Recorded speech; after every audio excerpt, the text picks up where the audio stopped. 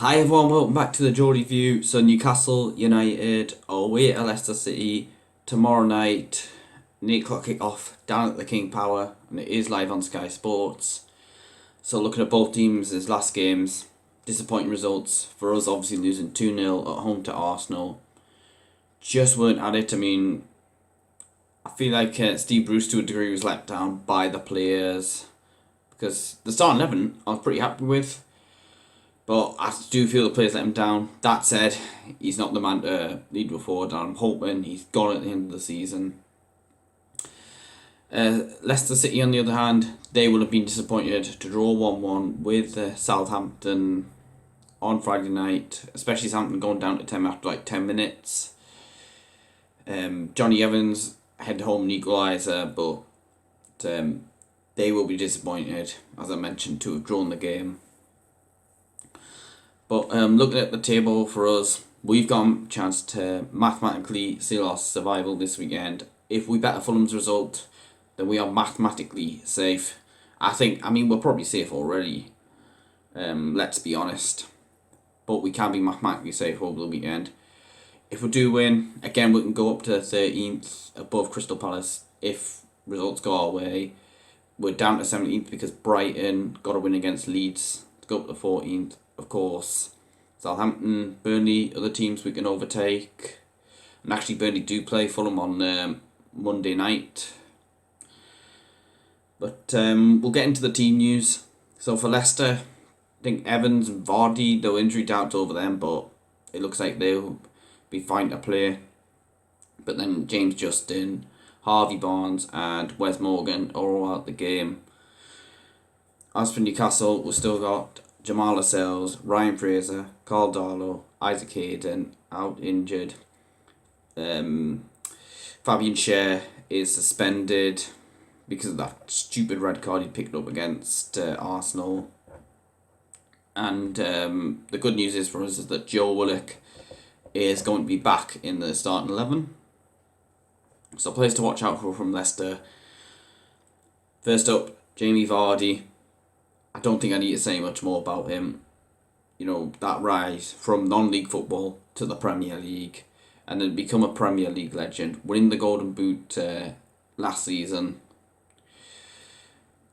Oh man, I'm just gutted that he's retired from international football because he would have been a perfect backup to Harry Kane for the Euros. Then you've got Kelechi Iheanacho, who has been on very good form lately. I put him in my fancy team and he's really helping us, getting goals, getting assists, and I'm expecting him to score tomorrow night. I've also picked out James Maddison, another cracking player for Leicester. Then also Yuri Tillemans, who, like James Maddison, scored when Leicester beat us 2-1 at St James's Park in January. We really do need to watch out for him. Wilfred Ndidi, another brilliant player. He scored actually in this game when we lost 5-0. He scored the last goal for Leicester. And I'm worried about him against Jonjo Shelvey tomorrow night. And finally, Timothy Castagni. I think he's a Belgium international. He's been a part of Leicester's brilliant recruitment because Leicester, I think what's really helped them get up the table, they're playing much better football under Brendan Rodgers. Because I remember under Claude Puel, it was absolutely terrible football. It's kind of like, he's like French, he was like the French, Sam Allardyce. Comes in, maybe stays the ship, but not going to do much else after that. Whereas with Brendan Rodgers, they're playing the football they want, they're buying into it, and that's why it looks like they could be getting Champions League football this season. And of course, they're in the FA Cup final next weekend against Chelsea. So, and also, the other reason is that they have recruited very well with players. I mean, you can have a lot of money like we did in 2015, but if you don't recruit well or if you're not coaching the players correctly, then it can all go wrong. But Leicester, they've recruited well and they're getting coached brilliantly. So, looking at their strengths, they've got a lot of strengths. Creating long shot chances, creating chances using through balls, stealing the ball from the opposition. So, I am so worried about Jonjo Shelvey in this game. I think this is why we really do need to be starting Joe Willock, being that box-to-box midfielder. Creating chances through individual skill, coming from behind, finishing chances, and protecting the lead. They've only got a couple of weaknesses, but that's avoiding offside. So, use the offside trap correctly. That'd be brilliant. And defending against counter attacks. So we can sort of put up the pressure. Then we've got hitting them on the counter attack. We've got pace in Murphy, Almiron, say Willock as well, Richie to a degree, but then obviously up top, Saint-Maximin and Callum Wilson. Anyway, as for the style, they usually play through balls.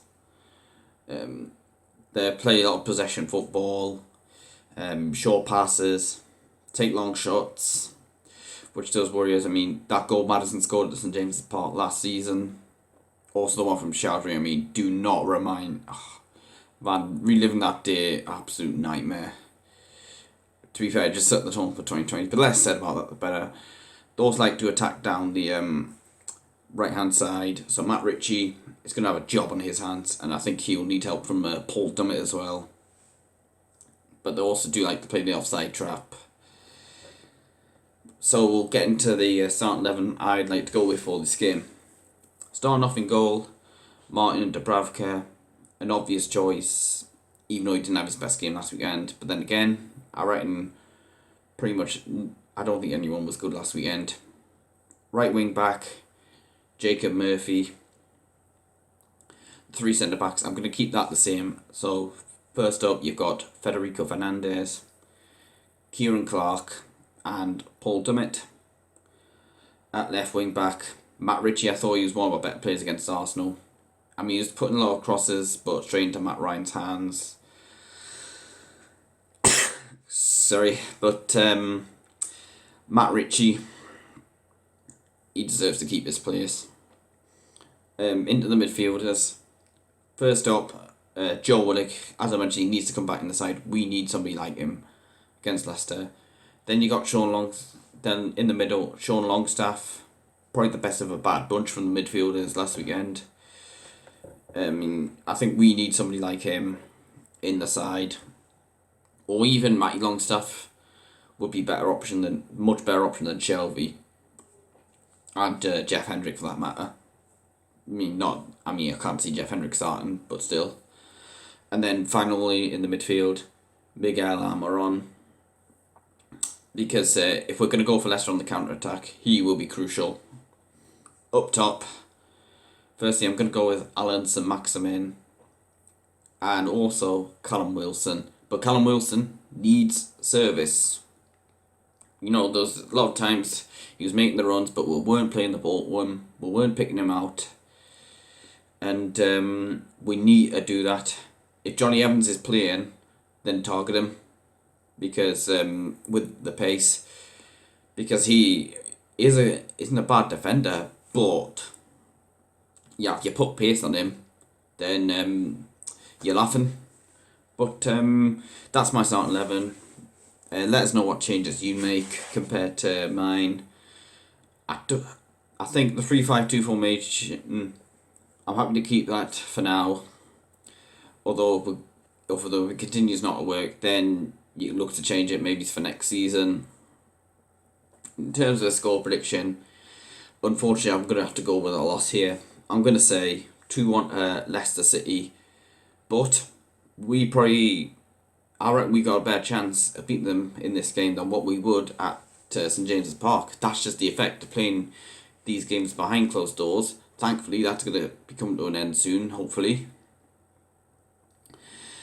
So, hey, you never know, we could go and win this game.